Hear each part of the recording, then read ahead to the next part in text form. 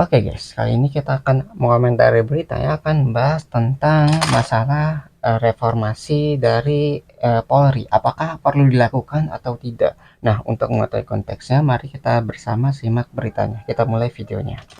Saya berdialog dengan sejumlah tokoh bangsa dan lintas agama yang tergabung dalam Gerakan Nurani Bangsa. Presiden Prabowo Subianto disebut akan membentuk tim untuk mengevaluasi dan mereformasi Polri. Lantas apa yang perlu diperbaiki, diperkuat, dan diganti dari Polri? Serta dimulai dari mana? Kita akan bahas bersama dengan sejumlah narasumber yang sudah hadir dalam sambungan Zoom, saudara. Sudah ada tokoh Gerakan Nurani Bangsa, Laude M. Syarif, kemudian juga ada Komisioner Kompolnas, Hoirul Anam, dan kami juga sudah ataupun sedang berusaha terus untuk menghubungi dan juga mengundang anggota Komisi 3 DPR, saudara. Kita akan terus hubungi, tapi sementara itu saya sapa dulu Cak Anam dan juga Pak Laude. Selamat pagi, Bapak-Bapak. Selamat pagi Mas. Sehat semua. Ya, sehat, alhamdulillah. Pak Udi.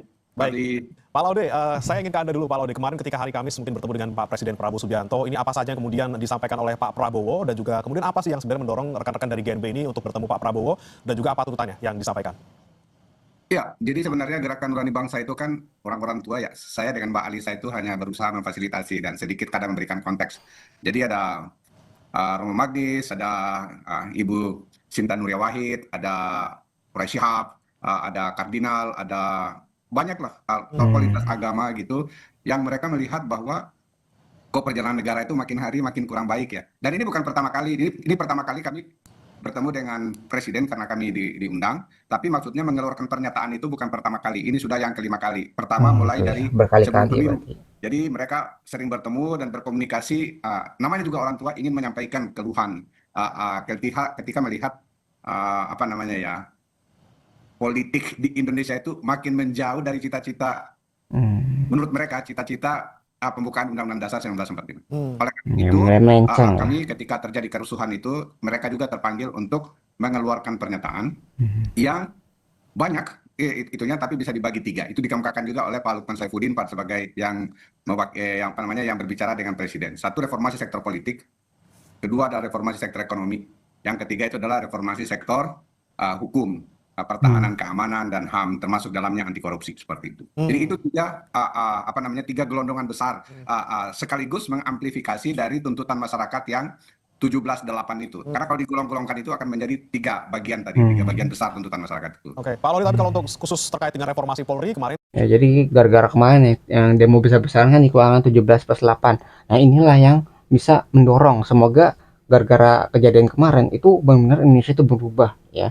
Dari apa ya, masalah ekonominya, masalah tadi para koruptornya, terus masalah tadi ini ya, masa Polri dan reformasi yang dibutuhkan.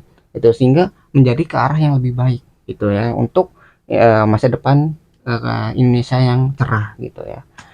kami dengar juga dari Pak Prabowo sudah setuju gitu ya, dan akan membuat konsepnya. Apakah sudah dibicarakan juga konsepnya bersama dengan rekan-rekan dari GNB?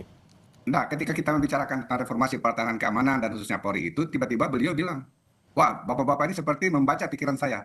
Beliau mengatakan bahwa memang akan ada reformasi kepolisian dan kepresnya sudah disiapin menurut beliau. Udah Siapa ada berarti. orangnya, apa pekerjaan dari tim reformasi itu, kami tidak mengetahui sama sekali. Tetapi beliau mengatakan bahwa akan segera.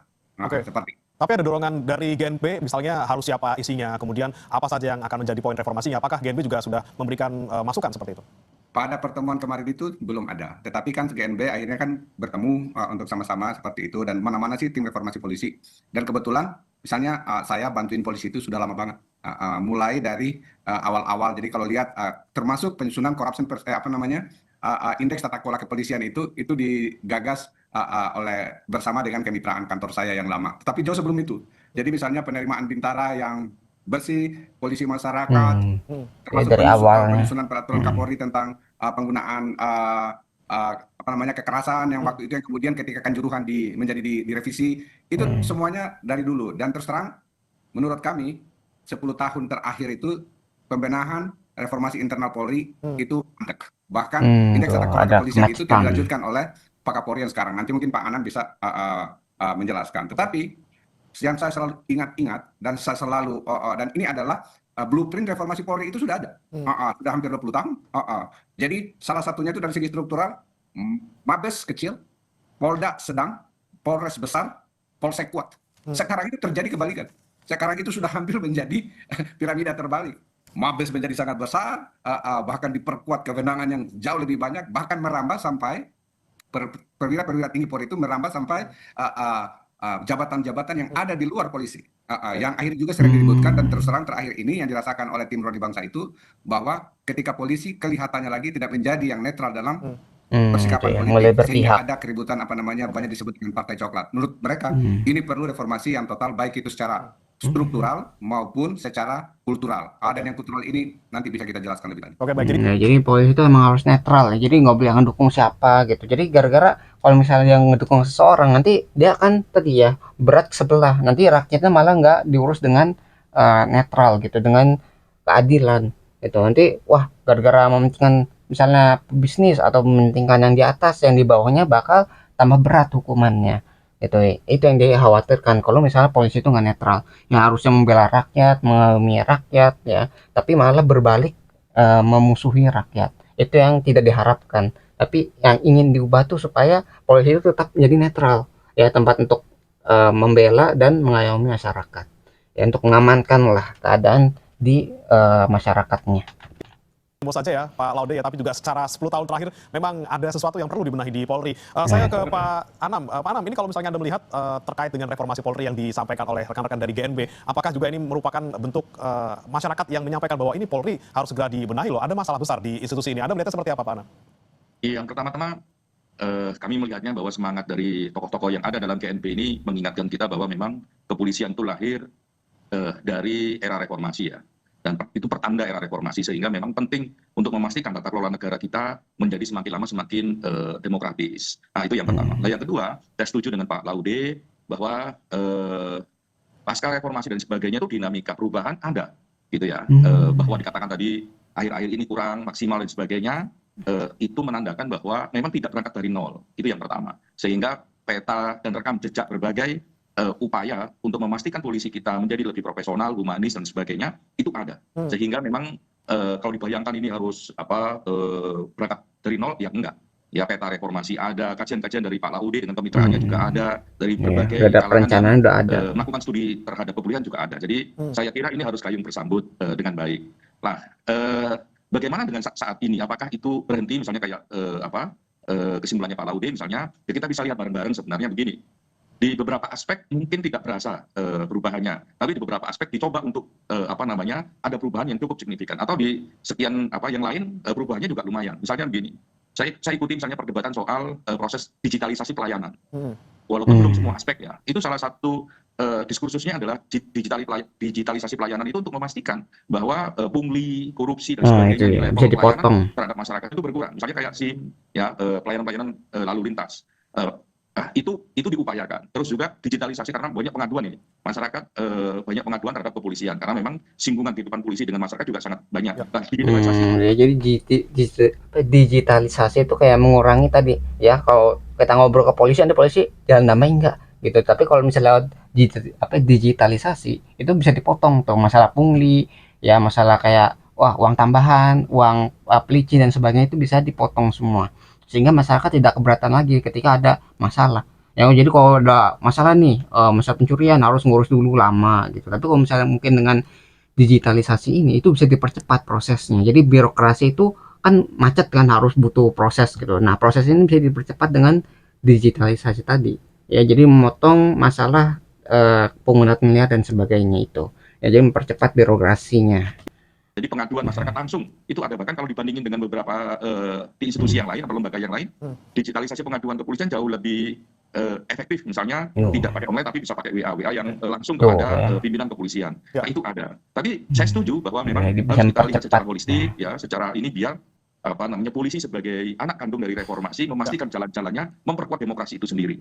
Oke, tapi Pak Anam, kalau Anda melihat secara holistik itu, tadi kan disebutkan oleh Pak Laude terkait dengan struktural dan juga kultural perlu direformasi. Anda melihat apa lagi ataupun apa saja poin-poin yang harus direformasi ketika nanti memang tim sudah dibentuk oleh Pak Prabowo?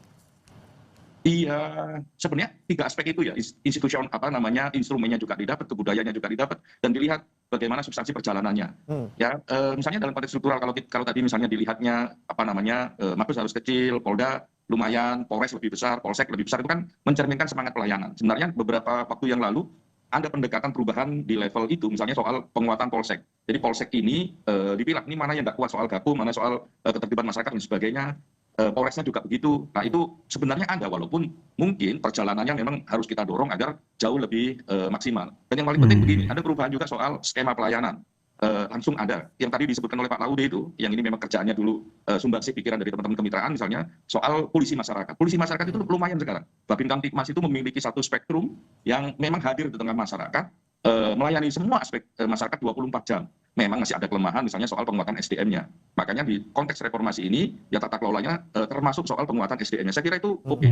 Lah soal penanganan huru-hara misalnya, ya penanganan huru-hara saya ingat betul dulu ya penggunaan kekuatan begitu perkapnya. Nah itu memang perlu, kalau itu memang perlu dilihat ulang, dievaluasi ulang apakah sesuai dengan perkembangan zaman, dengan zaman yang dinamikanya sangat terbuka seperti ini. Misalnya begitu, penggunaan kewenangan dan sebagainya dengan dinamika masyarakat seperti ini ya memang kalau menurut saya memang perlu dibuka. Termasuk juga soal pendidikan. Nah, pendidikan soal instrumen hak asasi manusia memang agak berkurang ya, tapi tapi ini yang juga penting untuk membongkar bagaimana perilaku yang kadang-kadang memang represif gitu ya, menjadi perilaku yang jauh lebih humanis. Oke, nah ini ngomongin soal perilaku nih, Pak Anam. Saya nanti ke Anda, tapi saya ke Pak Laude dulu. Anda melihat ketika kemarin peristiwa demo yang rusuh di akhir Agustus gitu ya, banyak sekali kemudian kasus-kasus yang tidak kita inginkan gitu, meninggalnya Afan Kurniawan, kemudian ada juga penangkapan sejumlah aktivis yang tidak sesuai prosedur gitu ya, ada juga yang belum apa-apa sudah dipukul atau sudah diapa. Nah, Anda melihatnya Pak Laude, perlu dari mana nih kita mulai? Apakah kita perlu dari pengawasan yang paling kecil, misalnya dari setiap personil, atau dari awal nih, dari pendidikan ataupun dari perekrutannya? Ya, pertama-tama itu sebenarnya harusnya mulai dari awal rekrutmen sampai dengan evaluasi setiap saat itu perlu sebenarnya. Tetapi itu kan jadi saya ingin agar reformasi polisi ini jangan dilihat menjadi kasuistis. Nomor satu, misalnya kejadian yang berapa tahun terakhir ini mulai dari Sambo, terus Kanjuruhan yang masih waktu itu saya kebetulan jadi tim pencari faktanya gitu, Pak Anam juga ikut terlibat karena beliau Kompolnas seperti itu. Banyak sekali terus terang, menurut saya itu ada impunitas ya. Selalu kalau misalnya yang terlibat pihak kepolisian itu anggap saja yang sekarang yang belum lama ya. Ketika misalnya mau dipecat, ketika menerima pada waktu konser, sekarang itu ternyata masih bertugas di kepolisian. Hal-hal seperti ini bukan soal 1-2 kasus ya. Ya misalnya kerusuhan itu hanya 1-2 kasus yang kemarin, tetapi ini sesuatu yang lebih besar. Yang lebih besar itu juga diakibatkan oleh kewenangan yang sangat-sangat besar dibanding polisi dulu. Misalnya ya, kita sudah punya BNN seperti itu. Tapi polisi biasa masih punya kewenangan juga untuk narkotika. Kita sudah punya badan terorisme, yang petinggi polisi juga yang di situ. Tapi polisi lain masih bisa nanganin juga. Nomor 3, kita sudah punya. Jadi kan masalah kewenangan, ketika kewenangannya banyak itu bisa aja salah gunakan.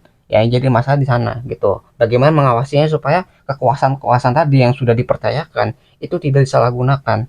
Ya, gara-gara tadi itu fungsinya itu sangat banyak polisi ya, karena memang bersinggungan langsung sama masyarakat.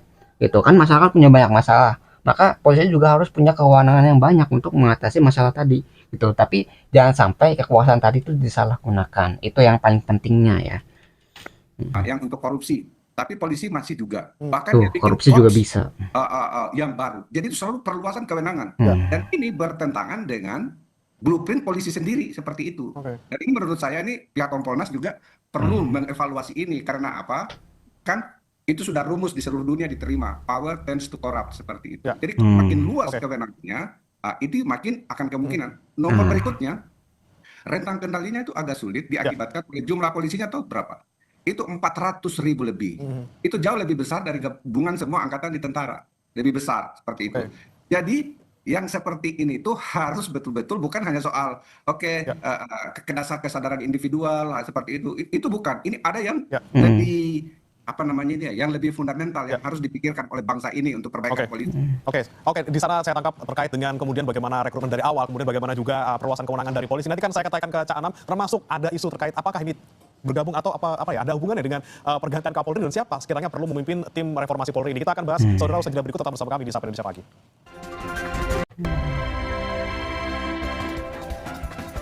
Kembali bersama kami di Sapa Indonesia Pagi, saudara, kita masih membahas terkait dengan bagaimana kemudian reformasi Polri ke depannya harus dilakukan. Masih bergabung bersama kami, Laude M. Syarif, salah satu tokoh dari Gerakan Nurani Bangsa, dan juga Khairul Anam, Komisioner Kompolnas. Saya mau ke Pak Anam lagi. Pak Anam, ini menanggapi tadi disampaikan oleh Pak Laude terkait dengan perlu nggak sih kita dari awal, dari rekrutmen anggota polisi sendiri gitu, kita perlu misalnya apakah meningkatkan standarnya harus misalnya sarjana atau seperti apa, atau ini sebenarnya butuhnya ya pengawasan di lapangan saja, implementasinya seperti apa untuk aparat-aparat yang bertugas?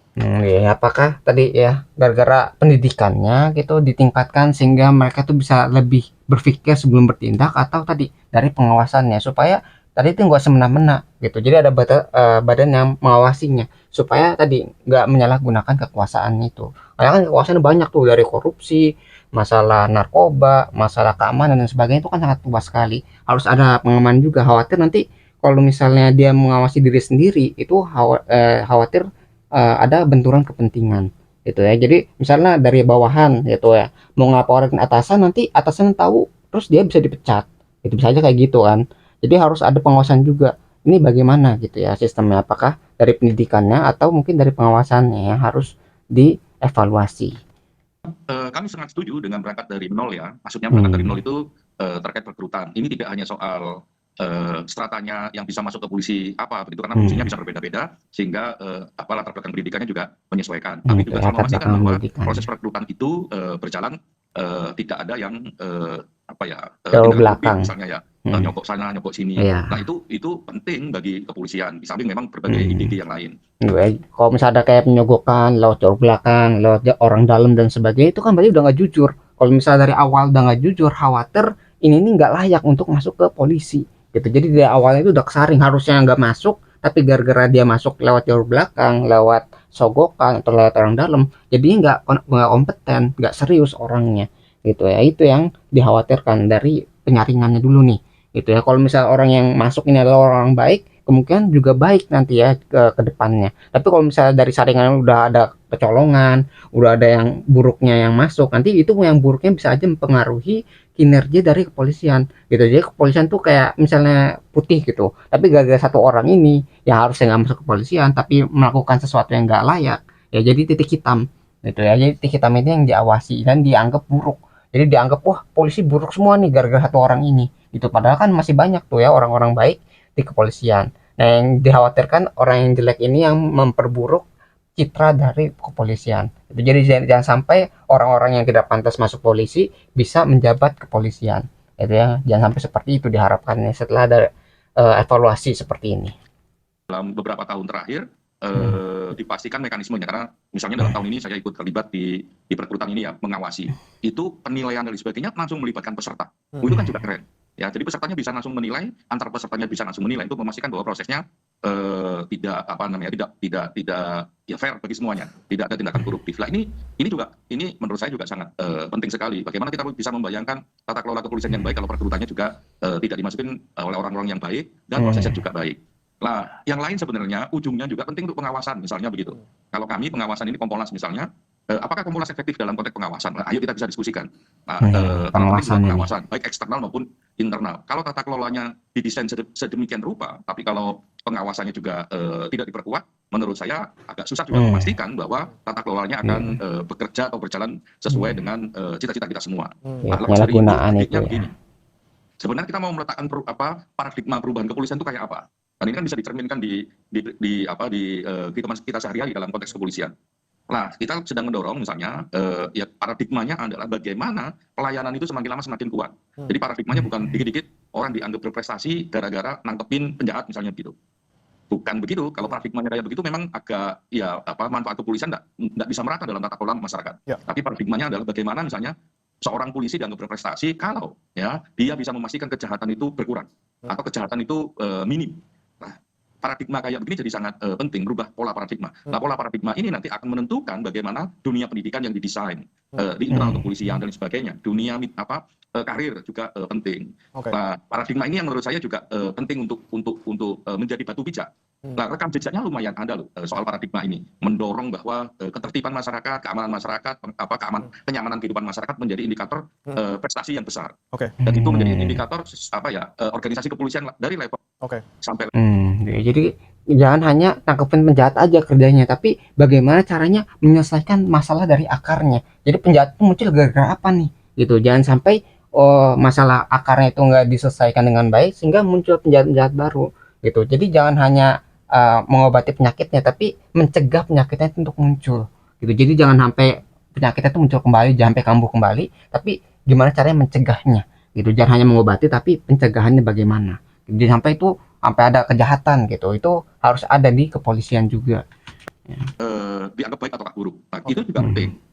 Oke, paradigma kita harus ubah gitu ya, dan juga tadi dari hulunya kita rekrut yang dengan cara yang baik, kita rekrut orang-orang yang baik juga, di hilirnya juga pengawasan jangan sampai kendor gitu. Ini artinya kan secara pengawasan holistik ya. kita harus kemudian bagaimana bisa mengubah reformasi Polri secara total. Saya mau ke Pak Laude, kalau kita mau reformasi secara total, kalau kita bicara soal reformasi, apakah juga perlu pucuk pimpinannya diganti misalnya Nah Kapolri? ya, kepalanya nih bagaimana nih? Ya, jadi karena saya di sini diundang sebagai Gerakan Nurani Bangsa ya, kami pada waktu itu tidak membicarakan tentang pucuk pimpinan Kapolri untuk ada pergantian atau tidak. Jadi saya tidak mau di situ, tapi saya ingin menyambung beberapa hal yang disampaikan oleh Pak Anam. Suka dengan tidak suka bahwa sebenarnya yang pertama itu sekitar setelah reformasi, ada Mabes Polri waktu itu mengeluarkan tata cara penerimaan bintara awalnya yang di apa namanya itu yang melibatkan unsur masyarakat agar tidak korup waktu itu belum fully apa namanya elektronik seperti itu, dan itu berhasil beberapa angkatan itu. Jadi maksudnya ada niatan di polisi waktu itu. Terus saya masih pokoknya karena di kantor masih banyak sekali catatannya ya sebagian seperti itu, dan itu sesuatu yang bisa diapresiasi. Setelah itu mereka tingkatkan pada dan Kompolnas waktu itu terlibat ya. Saya masih ingat itu masih Pak Pandu Kompolnas. Yang kedua, yang pada waktu itu ditingkatkan menjadi termasuk penerimaan akpol. Terus terang, ya 5 tahun terakhir ini kok makin ada suara-suara yang berbeda dengan yang dulu itu ya. Tetapi terus terang yang Ada paling banyak perubahan. saya mendapatkan keluhan ketika kami melakukan asesmen tentang indeks tata kelola kepolisian itu adalah karir path dari orang-orang yang mau pergi sekolah untuk peningkatan ini. Ini dan saya yakin laporannya di Kompolnas juga banyak. Ini yang paling betul-betul kalau misalnya mau naik, mau pergi supaya jadi dari bintara ingin menjadi perwira, dari perwira untuk perwira menengah, perwira tinggi. Wah, itu tidak gratis. Dan ini internal seperti itu. Kalau dalam Betul ya, internal butuh ini sering bayaran. terjadi seperti ini, itu terus terang itu sesuatu yang harus segera diperbaiki. Oke, sistem di dalam sana ya perlu diperbaiki ya Pak Beberapa ya. yang reformasi lain yang penting di acknowledge adalah tadi itu. Masyarakat juga mengakui adanya misalnya pelayanan SKCK sekarang. Itu pakai aplikasi presisi. Jauh lebih baik dari yang dulu. Yang kurang itu reskrim, terus terang. Reskrim ini pada waktu itu bahkan tidak dibolehkan untuk mengukur indeks tata kelola kepolisian yang di bidang reskrim ini. Yang lain semua lalu lintas sudah diukur. Ya, kalau misalnya nggak ada pengukurannya, bagaimana kita mau menilai gitu? Misalnya nilainya segini nih, oh ini bisa dibandingkan baik atau tidak gitu. Sedangkan menilai saja tidak boleh, ya berarti kita nggak tahu nih gimana cara mengevaluasinya.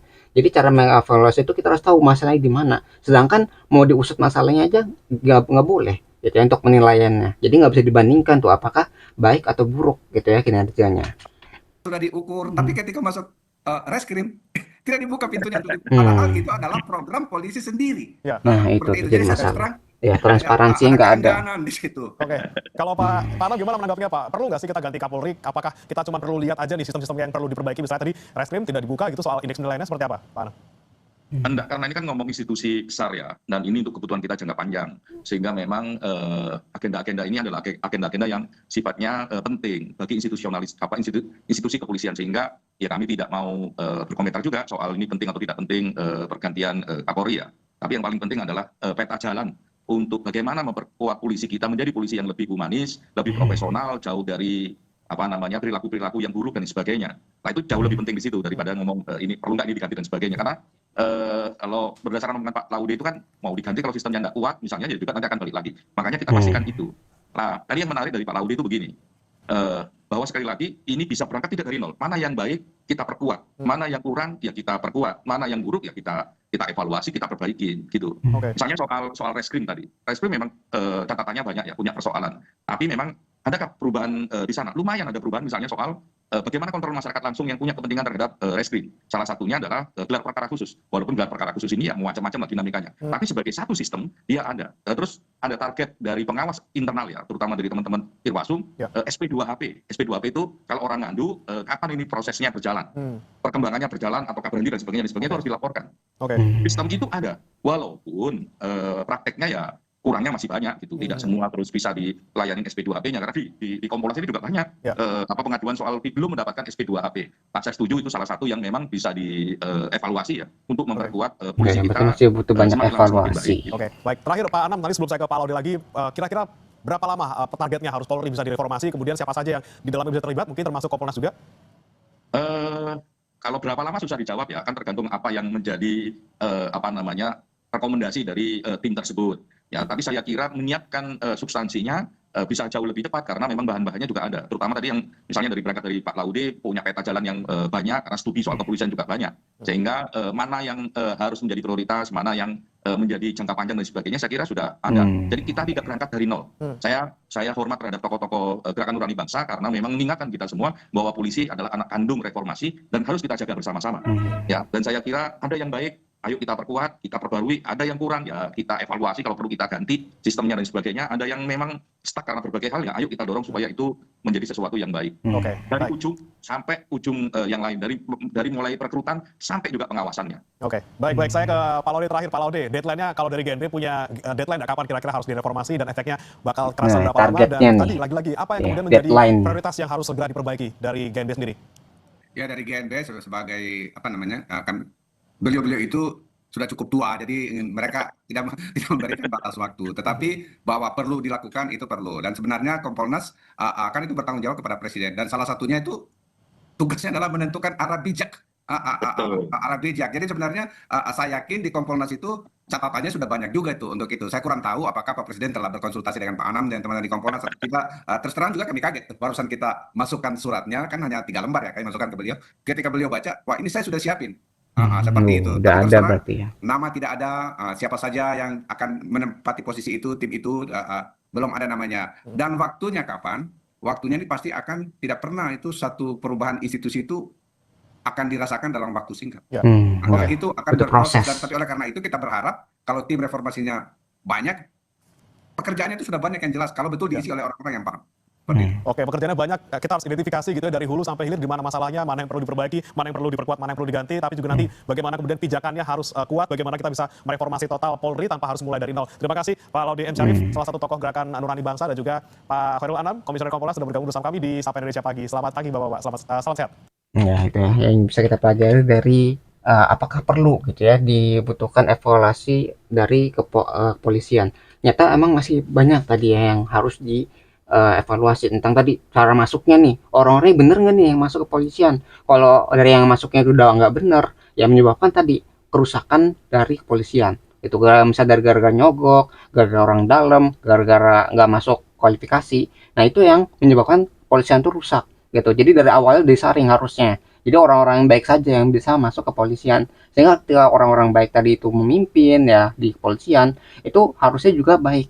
Gitu. Karena orang-orang baik yang di sana. Dan tadi masalah sistem juga harus diperbaiki. Jadi masalah banyak ya masalahnya. Terus nggak cuma masalah orang yang masuk, tapi dari pengawasannya. Supaya tidak ada benturan kepentingan. Ya bisa dievaluasi. Apakah nih polisi ini benar-benar baik atau sengaja dibuat baik? Gitu ya, benar secara objektif atau secara subjektif. Ya harus dinilai juga. Gitu. Nggak cuma polisi ini banyak apa ya, kewenangannya, banyak kekuasaannya. Tapi bagaimana polisi itu menggunakan kekuasaannya untuk memperbaiki keadaan yang terjadi. Itu nggak cuma wah dia bisa narkoba, bisa masalah korupsi, bisa nangkep penjahat. Tapi bagaimana cara pelaksanaannya supaya tidak ada yang salah gunakan gitu ya. Masalah kekuasaan tadi. Jadi masalah dari awal ya tentang perekrutan dan masalah pengawasan dari kepolisian itu sendiri ya supaya tidak ada penyalahgunaan dari kekuasaan polisi yang sudah dipercaya oleh masyarakat.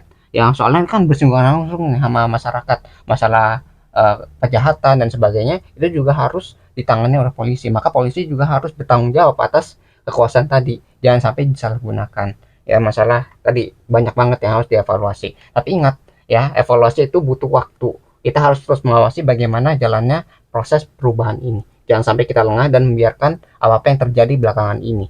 Itu kalau misalnya ada yang salah kita evaluasi, kalau udah benar kita dukung, kita apresiasi. Ya itu yang mungkin kita bisa lakukan sebagai masyarakat yang mengawasi dan melihat bagaimana kinerja polisi di lapangan. Nah mungkin itu yang bisa kita pelajari dari berita ini. Nah kalau kalian tertarik dengan sumber beritanya, link sudah saya sediakan di deskripsi video. Nah mungkin sekian yang bisa saya sampaikan, semoga videonya itu bisa bermanfaat. Kurang lebih mohon maaf, kita ketemu lagi di pembahasan selanjutnya, insya Allah.